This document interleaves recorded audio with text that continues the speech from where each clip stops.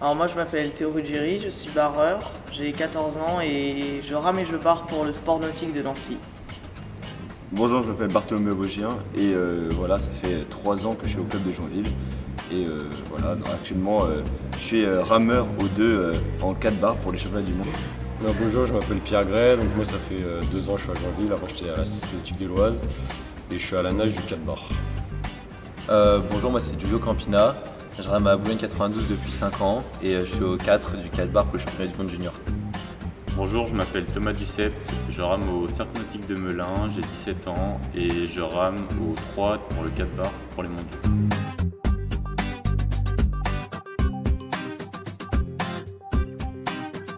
Avec Thomas, on a pris la décision de faire un 400 avec nos potes, donc moi avec Bartho parce que je rame avec lui au même club depuis 2 ans.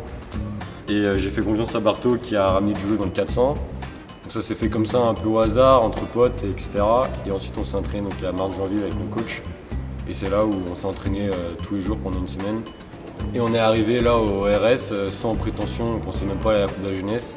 Et finalement ça a marché, ça a collé et chaque course on se disait juste on veut kiffer, on fait des trucs pour nous et on se met pas de pression et au final le résultat a été là.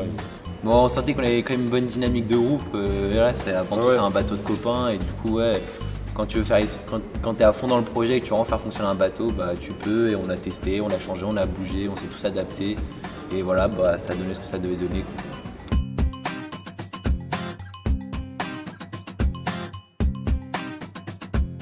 Ouais. Giulio ne connaissait pas trop.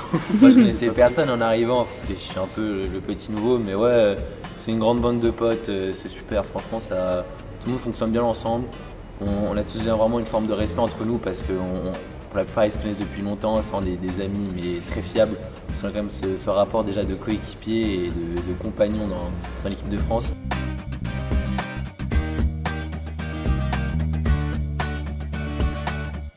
Ça fait un peu bizarre de se mettre dans l'ambiance championnat du monde à la maison parce que nous quatre on vient de France, il n'y a que Théo qui vient du Grand Est.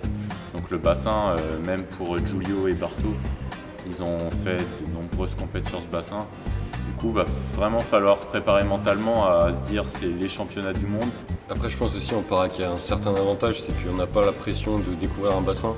Le bassin on le connaît comme chaque bouée, on les connaît, on sait où on est sur chaque bouée. Mais comme il a dit Thomas, il faut vraiment se mettre dans notre bulle le jour où ça va commencer. Et qu'on n'est pas là par hasard finalement, parce qu'on a mérité notre place et qu'on mérite comme les autres et qu'on n'est pas un bateau moins fort ou plus faible que les autres. On est à fond dans l'ambiance, en plus nous les collectifs on n'a pas encore vécu ça. Donc quand on arrive là, qu'on voit le grand drapeau français, on est fiers de représenter notre équipe et que ça soit à Ver, que ça soit à l'étranger, on va se donner à fond et on va faire au mieux.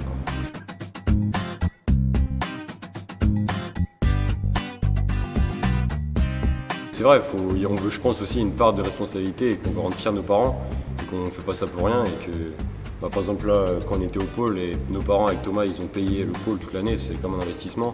Donc là c'est retour sur investissement et donc on doit leur rendre fiers. Ouais, surtout que là ils sont que là dans les derniers 250 mètres mais ça fait des années qu'ils sont derrière nous. Voilà, c'est ce que je voulais dire. Ils viennent, je pense que nos 4 parents ils viennent souvent à des compétitions ou quoi et que juste on veut les rendre fiers. Puis on a notre petit barreur aussi qui va crier, qui va nous encourager. Et que heureusement qu'il est là, on ne l'aide pas assez en avant. Mais heureusement qu'il est là, on le remercie encore du stage et il a fait un super boulot.